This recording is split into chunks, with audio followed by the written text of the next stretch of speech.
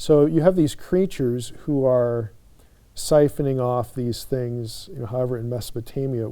Chronologically, where do you sort of see, what's the next sort of phase or stage? Because it is long before Vlad the Impaler. So Greco-Roman world, do we have counterparts to Certainly. Moving into, in general, the Greco-Roman world, you had a number of these kinds of creatures, some of which were long-lasting, pretty long-lived in the folkloric traditions. I'm thinking in particular of Greece.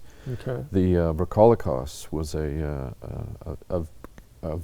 primarily vampire. It could be a werewolf, but that is an idea that goes back to Greco-Roman antiquity. And of course, the Romans also had a sort of species of vampire as well. The Strix was a bird-like sort of vampire, kind of a siren.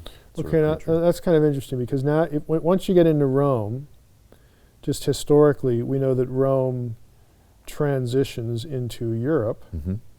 Okay, you've got this bird-like thing mentioning, and even the Lamash too, certain iconography, it's going to have wings and all that. Right. So is that where we get, is this sort of the beginning of the bunny trail to, creepy things that fly at night getting associated with this, or is there some other trajectory? Because ultimately you get this bat idea, that we see in the movies and whatnot.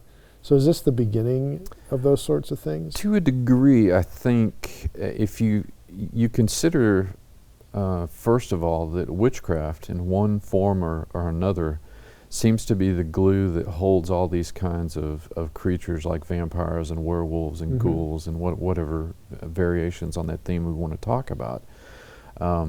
Shapeshifting inevitably comes into, particularly in these Western traditions, comes into to one degree or another. So the idea of taking on animal characteristics, whether that's a bat or a bird or an owl, or these are rooted in these older ideas, and some of them are totemic. Particularly when you look at some of the prehistoric and even later sort of non-literate pre-industrial peoples, these ideas about transformation, taking on unpack that term, for our audience. So it's T-O-T-E-M-I-C. A totem. A lot of people will be familiar with totem poles from the Pacific Northwest. The totem is the actual animal spirit that these people believed in. They were often rendered in all kinds of iconography, rock art, fetishes, and the aforementioned totem poles, those sorts of things. But they represented an animal spirit that was sacred to a certain group of people. So this isn't necessarily, with the shape-shifting thing, and again you said some of this is totemic, this wasn't necessarily viewed as an evil thing or a sinister thing, or was it? In the context of witchcraft, and again, this depends on what definition we're using.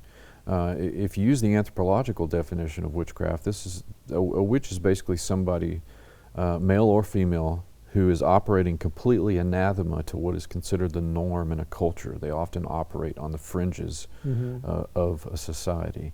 And as I said, all those practices are often, they often overlap or dovetail with activities that you find amongst vampires and werewolves and shapeshifters and things like that. So that's why I say that in many ways witchcraft is this glue that holds all these elements together. And in the case of various kinds of vampires, I think that's true in the idea about taking on the form of an animal, whether that's a bat or a wolf or what have you. It's not just something that Stoker invented. He was reading scholarly papers of the day on Eastern European folklore that talked about some of these things. So is it fair to say there are regional ideas about vampires that they vary across? Oh, certainly, yeah. They're going to vary according to the different kinds of culture. All those cultures are going to have different institutions, and the way that they conceive of these beings and conceivably experience these beings is very much culturally determined. So you've got core elements. You got the life, the draining of the life force thing.